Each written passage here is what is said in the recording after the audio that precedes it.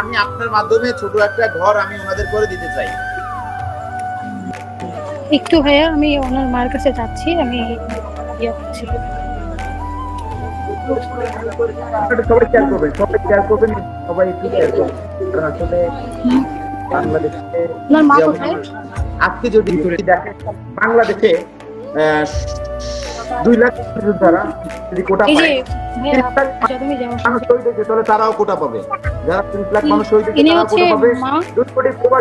2 কোটি প্রবাসী বিদেশ থেকে আজকে রেমিটেন্স পাঠায় দেশটাকে ধরে রাখছে, তাহলে তারাও কোটা পাবে, তাদের সন্তানরা কোটা পাবে।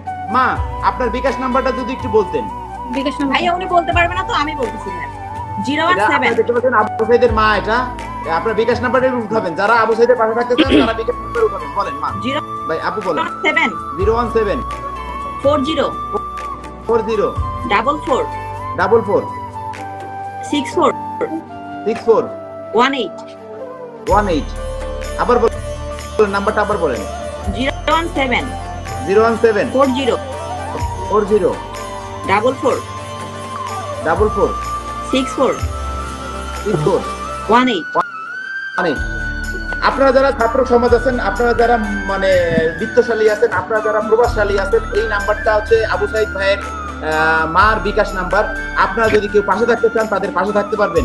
আপনারা দেখতে পাচ্ছেন একটা এখন আমরা সব ছাত্র সমাজের মা। আমার মনে হয় আমাদের সবার মা, কারণ তার ছেলে আমাদের জন্য, আমাদের ভাইয়ের জন্য, আমার বোনের জন্য, যাতে আমাদের মেধাবী ছাত্রছাত্রীরা বঞ্চিত না হয় তার জন্য আমরা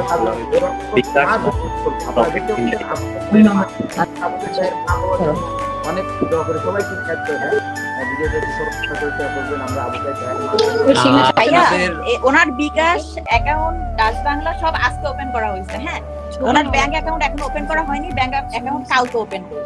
আপু আমি আপনার মাধ্যমে আমি ব্যক্তিগতভাবে আমি অনেক বড় করে ওনাদের পাশে থাকতে চাই এবং আমি লাইফ টাইম ওনাদের পাশে থাকতে চাই। মা, আমি আপনার সন্তান, আমি ভাই কি বলে শোনা বাসায় না, উনি দুবাই থাকে, উনি বাংলাদেশে থাকে না। আপনি দোয়া করেন আমি যেন আপনার কাছে যাইতে পারি। আমি কথা দিলাম আমি যেদিন বাংলাদেশে আসবো তার পরের দিন আমি আপনার বাড়ি আসবো মা, আপনার পায়ের ধুলা নিতে। আমরা দেখতে পাচ্ছেন আবু সাইদ ভাইয়ের আম্মা এটা। তো যাই হোক, আমরা আবু সাইদ ভাইয়ের জন্য দোয়া করি, বেশি বেশি করে আলহামদুলিল্লাহ আমিন বলি। আবু সাইদ ভাই যেন বেঁচে নাফিসিব হয় আবু সাইদ ভাইয়ের। তারপরে এখানে যারা আছেন তার গ্রামবাসী সবাই সাথে, এর আগেও আমি মোবাইলের সাথে ফোনে কথা বলছি, তার মতন কোনো লোক হয় না। আবু সাইদ ভাই নাকি অনেক পরোপকারী ছিল, মানুষের জন্য নাকি সে খুব কাজ করতো।